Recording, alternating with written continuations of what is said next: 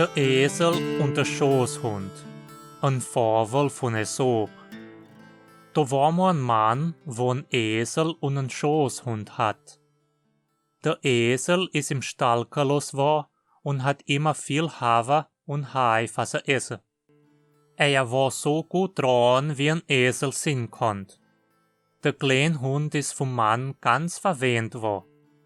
Der Mann hat ihn viel gestreichelt und hat ihn oft auf seinem Schoß schlafen lassen. Und wenn der Mann ausgegangen ist, was er essen, hat er immer 1 oder 2 Stückchen Fleisch zurückgebracht, für den Hund zu geben.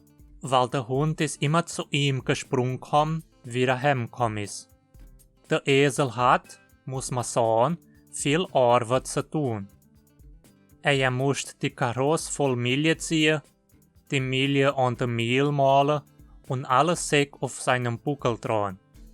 Mit der Zeit ist der Esel arg neidisch geworden, weil er sein eigenes Leben mit dem vom Hund verglichen hat.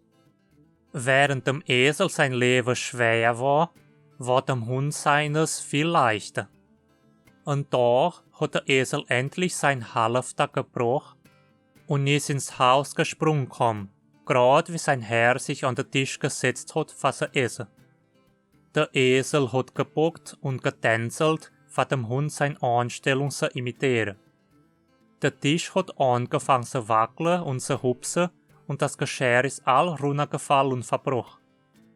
Noch nicht damit zufrieden, hat er sogar versucht, auf seinem Herr sein Schoß zu hupsen, wie er immer der Hund machen gesehen hat.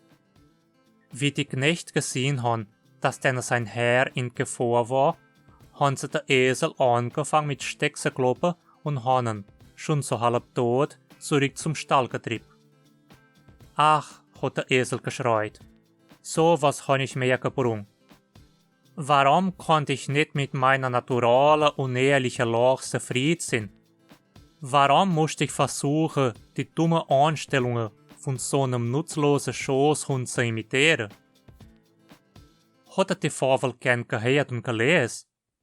Ich muss sagen, dass ich sie nicht so arg schön gefunden habe, weil sie gibt die Idee, dass man die Welt annehmen sollte, wie sie ist, und das soll nie so sein. Vergiss nicht ein Like zu geben, ob du fortgehst.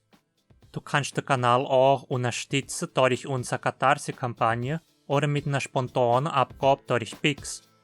Unterzeichne den Kanal und stell das Glöckchen an, dass du nicht neue Videos verpasst. Bis bald!